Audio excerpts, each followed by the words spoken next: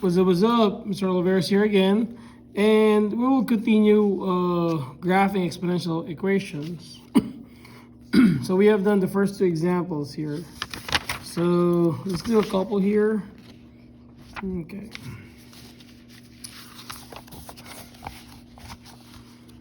Let me give you number 4.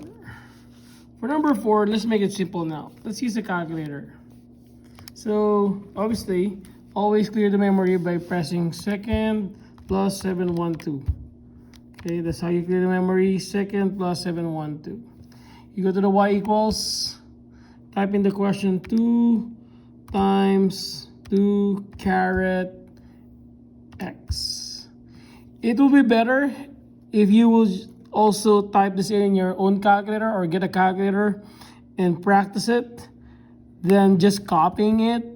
You may get the credit for copying, but will you be able to familiarize with the steps, with the concept? You have to go through the motion. So after you plug in the equation there, so hit the graph, let's see what it looks like. See the blue line there? It's coming up there, boom. Is it growth or decay? You're right, it's growth because it's going from left to right, it's going up. And likewise, the equation here, it's positive 2, or it's greater than 1, so that's why it's growth. So how do we plot it? So get the table value, so second graph, get some negative, get some positive. So create your table. You will be asked to create a table here. X, Y, negative 2, negative 1, 0, 1, 2, 0.5, 1, 2, 4, 8. Okay. So we're going to go to the negative 2.5, negative 1, 1, 0, 2, 1, 4, and 2, 8. Again, this graph here will not be like this. That's wrong. Because in reality, if you're going to look at the y values on my table, as the x gets smaller and the negative value, look at the y. The y gets smaller but never crosses 0 or never becomes a negative number. That's a scientific notation. So it gets smaller and smaller close to 0. So you have to understand that the graph, this is a wrong graph, has to be keep going, going, going, going closer to the x-axis like that. I need you to boulder your points as much as you can.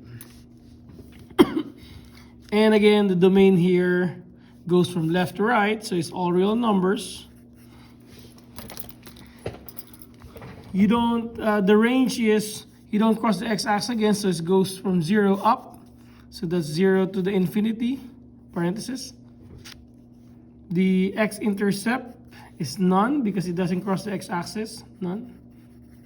The y-intercept here is 0, 2. Wherever the x becomes 0 or across the y-axis, that's the value of the y-intercept.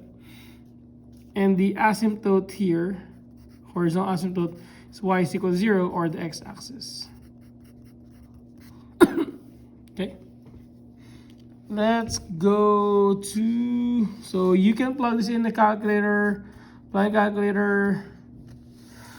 Let's go to this one here, number 6. There's an x plus 2, okay? So this is kind of tricky.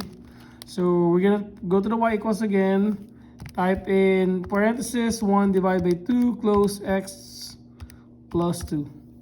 Is this a growth or a decay?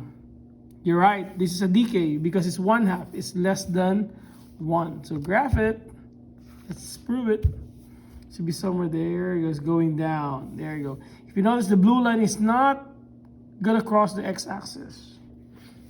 Okay, so what we do is second graph get the table values, get something nice numbers there. Look what happened if we just pick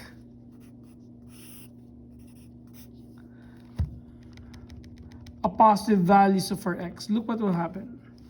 If we pick values for x here, we're gonna end up with 0, 0.25, 1, 0.125, 2, 0.0625. Let's say you pick only the positive numbers.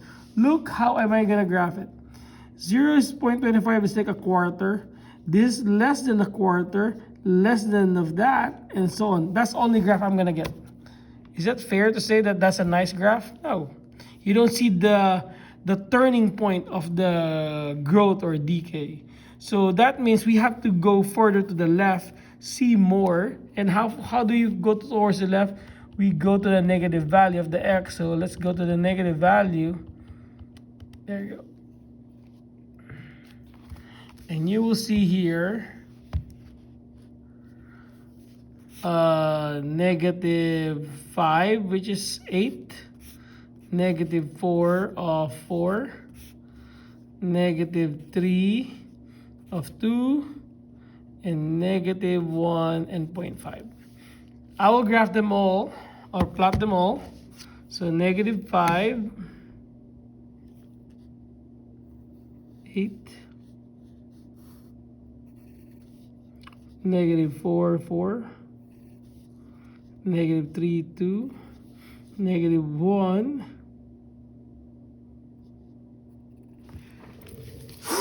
No, bless you. There you go. And again, find your domain, the range, the x-intercept, asymptote, y-intercept, and the asymptote. For domain, it goes to left to right. So we know it's all real numbers. The range is same thing from 0 to the infinity. The x-intercept, again, there's none right now.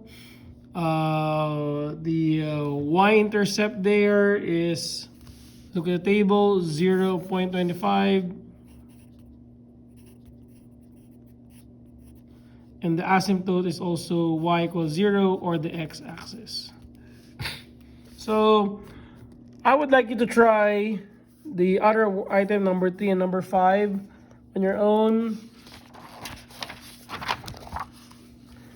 And let's do a couple more here. Let's do number 9. So for number 9, you're gonna type in the calculator again. 2 to the x plus 2 minus 2. And then you're gonna go to the second graph. Again, pick the right points. When I say pick the right points, you don't want your y value to be too small and too big. Okay? So I like to pick this area here because I will have a negative values and I will have a positive values for the y. You need to have some negative and positive or smaller values, okay? So let's see here. So my table that I'm gonna make based on my calculator are x, y,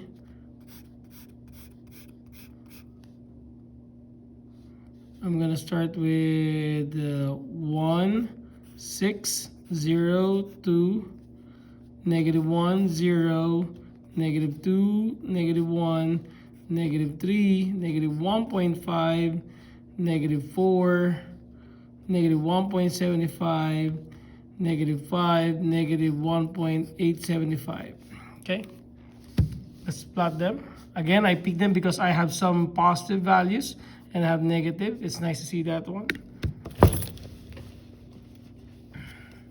1, 6, 1, 6 is right here.